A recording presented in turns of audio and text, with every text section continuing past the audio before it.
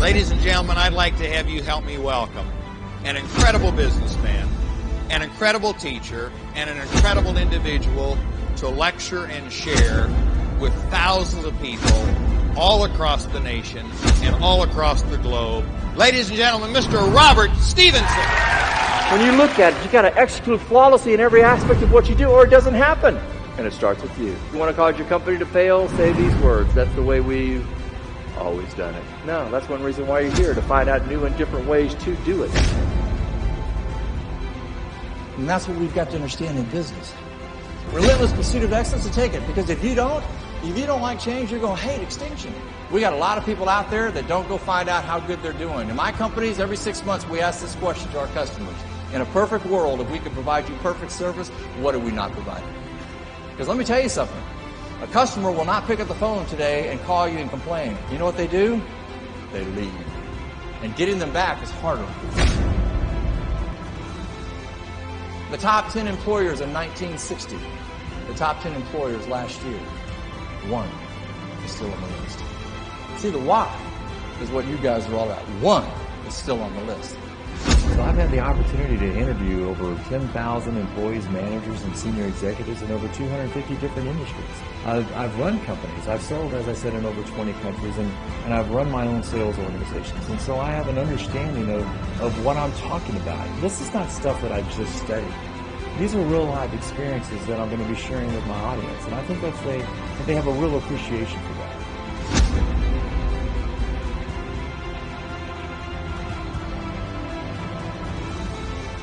They take a look at it. Where can we be exploited? You know, what markets can be easily invaded, and then they figure out how to shore it up. That's what we're trying to identify, how you can get better at what you do. That's why we're having a meeting like this, to raise the bar on you guys. This is why people bring me in. The average lifespan of a multinational corporation in the United States is 40 years. Just 40 years. Japan and Europe, 12.5. You got to be kidding me. Yeah, we got to raise the bar. If you do what you've always done, you'll be gone.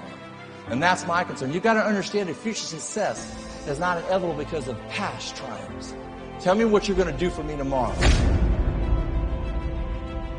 One of my clients, I remember Joe Mullins at Anheuser-Busch, he says, Rob, change is not a way of life, it is life. I said, Joe, why did you share that with us? He said, we know what's going to happen.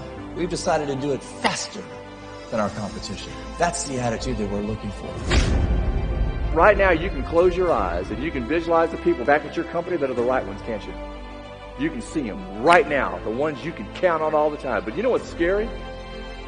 You can also close your eyes and visualize the wrong ones, can't you? You're saying to yourself right now, why in the world did I hire them? They were breathing at the time, okay? And you needed to fill that spot. The worst thing that you could ever do is fill that spot with the wrong person, because they're going to cost you a customer. I remember 25 years ago when I got into the speaking business, I had people tell me I was nuts because I was going to customize my program to fit the need of my clients. They said it's too time consuming. It's you're not going to be able to do as many programs. It's going to be too hard. And they were right. It was time consuming. It was hard. But the amount of programs I didn't think mattered. To me, it's not the amount of programs that you do. It's doing programs good.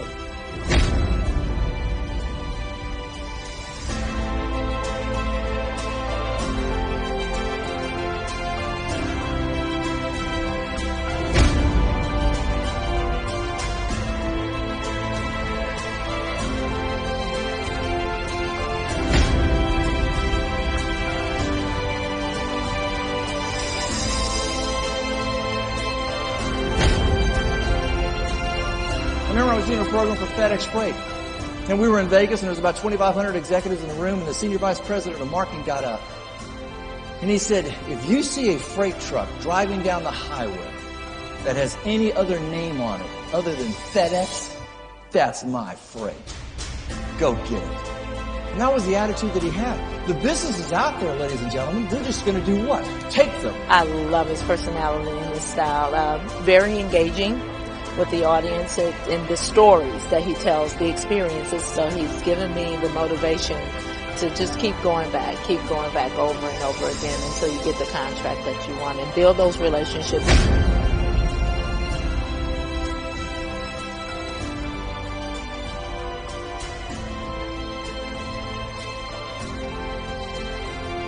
Smart people learn from their mistakes. Wise people learn from others. And then he says, I'm looking for the person that's going to do what? Please pick it up. You want, no, not mine, okay. Have some fun is what it's all about, folks, because if you do, you can take it to the next level. And while you're doing this, have the answers. I enjoy it because he's funny. He brings a sense of humor to his speaking, and I love that. With the humor that he puts in there and the way that he explains things and the personal experiences that he puts in there makes it really great to learn. Relatable, definitely, and funny. So he's got a lot of different things to say in a relatable way that everybody can understand.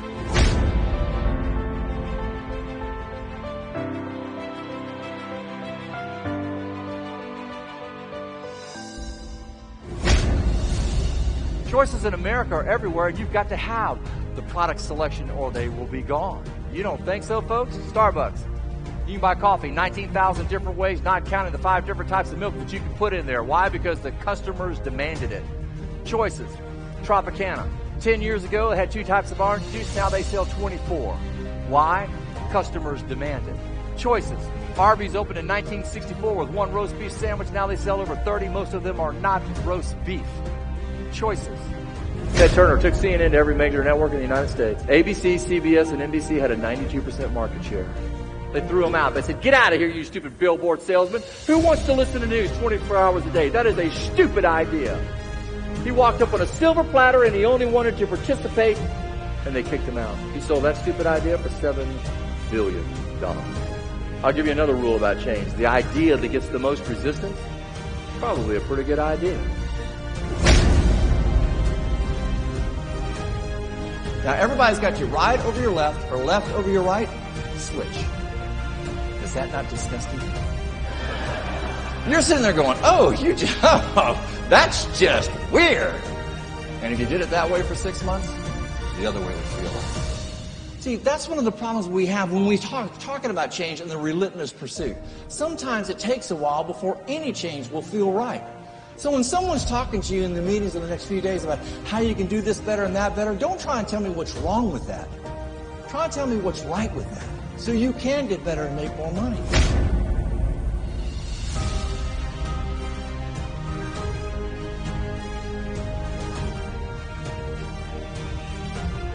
I thought he was phenomenal, very engaging, very entertaining.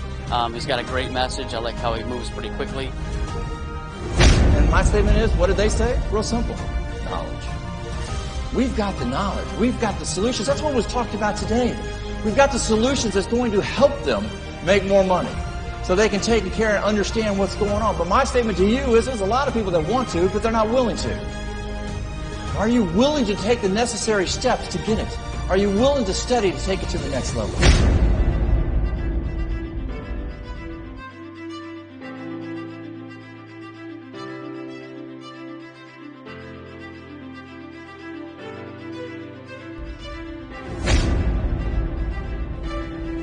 Am I 25 years old? Let's see if I can get down here. I got to see somebody. Anybody? Anybody want to be? Oh, you are? Your name, sir, is? Jamie. Corporate America hates you, Jamie. They absolutely hate you. You know why? You want to find out about a company, you have the audacity to do what? You Google it. Just type it in. And then he gets really fancy. He types in complaints about that company. And what do? We get a master list about that organization. Yeah, I love the engaging audience participation that he has us do with them. On the PowerPoints, the slides are very engaging also and very quick, and it keeps your attention. It's funny.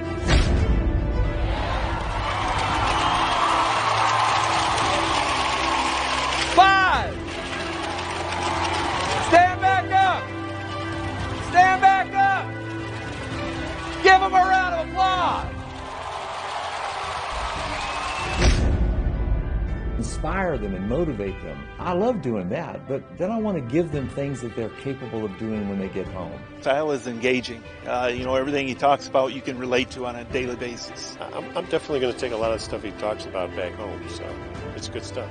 It's the how-to that's most important. It's the content of telling them, here are the tangible things that you can do when you go back to your office that's going to make you successful. And by doing that, I feel you're going to have a valuable program that I can deliver. He's awesome.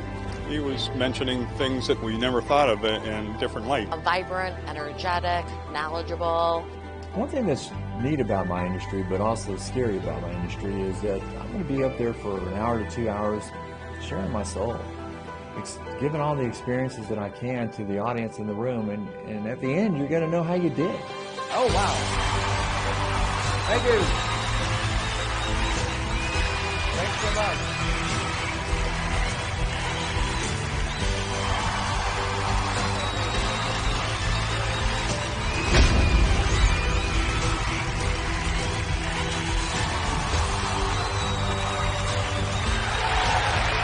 Thank you so much. It's been an honor.